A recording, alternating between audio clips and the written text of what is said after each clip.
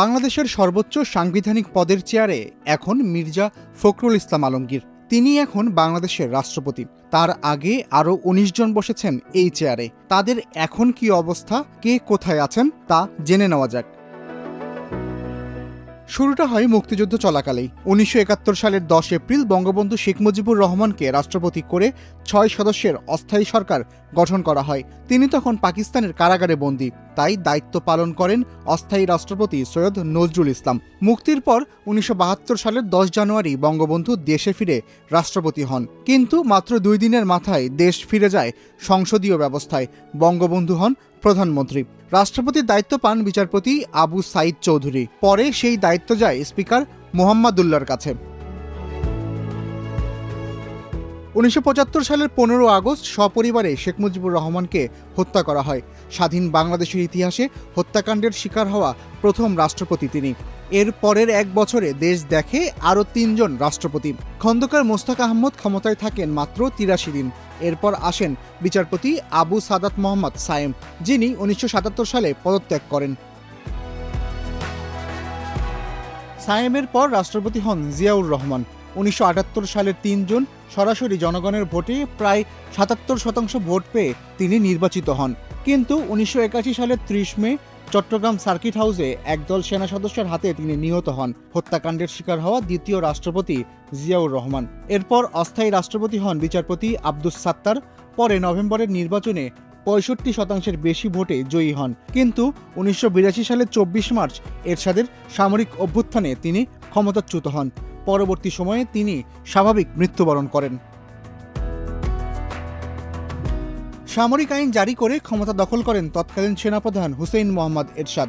প্রথমে বিচারপতি আহসান উদ্দিন চৌধুরীকে রাষ্ট্রপতি করা হয়, যিনি ১৯৮৩ সালে স্বাস্থ্যগত কারণ দেখিয়ে পদত্যাগ করেন।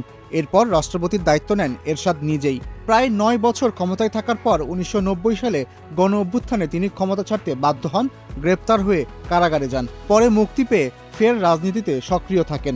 ২০১৯ সালে ৮৯ বছর বয়সে তিনি মারা যান। ১৯৯০ সালে এরশাদের পতনের পর অস্থায়ী রাষ্ট্রপতি হন বিচারপতি শাহাবুদ্দিন আহমদ। ১৯৯১ সালে নির্বাচনের পর তিনি ফিরে যান প্রধান বিচারপতির দায়িত্বে। এরপর রাষ্ট্রপতি হন আব্দুর রহমান বিশ্বাস। ১৯৯১ থেকে ১৯৯৬ পুরো ৫ বছর দায়িত্ব পালন করা প্রথম রাষ্ট্রপতি তিনি। ২০১৭ সালে ৯১ বছর বয়সে তিনি স্বাভাবিকভাবে মারা যান। ১৯৯৬ সালে আওয়ামী লীগ ক্ষমতায় এলে রাষ্ট্রপতি হন বিচারপতি শাহাবুদ্দিন আহমদ, এবার বিনা প্রতিদ্বন্দ্বিতায়।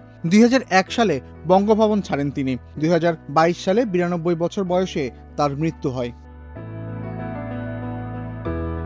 বিএনপি সরকারের সমর্থনে ২০০১ সালে রাষ্ট্রপতি হন AQM বদরুদ্দোজা চৌধুরী, কিন্তু সরকারের সঙ্গে দূরত্ব তৈরি হওয়ায় ২০০২ সালের ২১ জুন পদত্যাগ করেন। এরপর স্পিকার জমিরুদ্দিন সরকার সংক্ষিপ্ত সময়ের জন্য দায়িত্ব পালন করেন।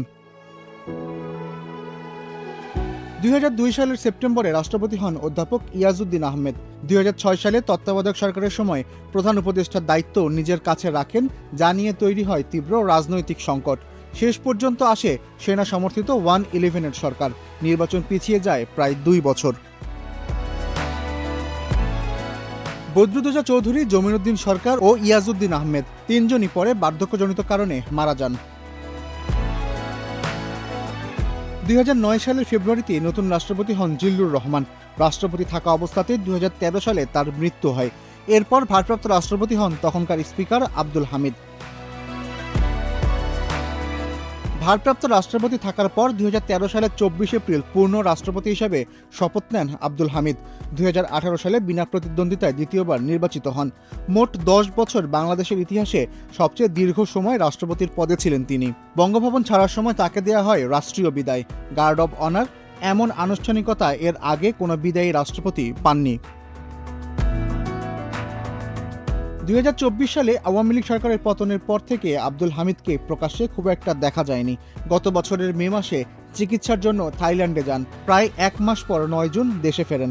২০২৩ সালের ২৪ এপ্রিল আওয়ামী লীগের একক প্রার্থী হিসেবে বিনা প্রতিদ্বন্দ্বিতায় রাষ্ট্রপতি হন মোহাম্মদ শাহাবুদ্দিন।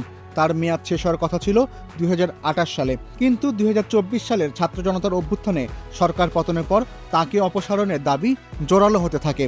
শেষ পর্যন্ত গত ২৪ জুলাই তিনি পদত্যাগ করেন কারণ হিসাবে দেখান নিজের অসুস্থতাকে। এখন তিনি থাকেন গুলশানের নিজের ফ্ল্যাটে, পরিবারের সঙ্গে সময় কাটে তার, আর লিখছেন বঙ্গভবনের দিনগুলো নিয়ে একটি বই। শাহাবুদ্দিনের পদত্যাগের পর সংবিধান অনুসারে ভারপ্রাপ্ত রাষ্ট্রপতির দায়িত্ব পান স্পিকার হাফিজউদ্দিন আহমদ। 20 আগস্ট বঙ্গভবনে তার শেষ কর্মদিবস ছিল। তিনি এখন আবার স্পিকারের দায়িত্বে ফিরে গেছেন।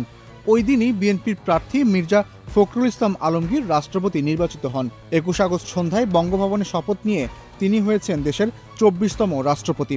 বাংলাদেশের সাবেক রাষ্ট্রপতিদের মধ্যে এখন জীবিত আছেন 3 জন: আব্দুল হামিদ, মোহাম্মদ শাহাবুদ্দিন আর হাফিজউদ্দিন আহমদ।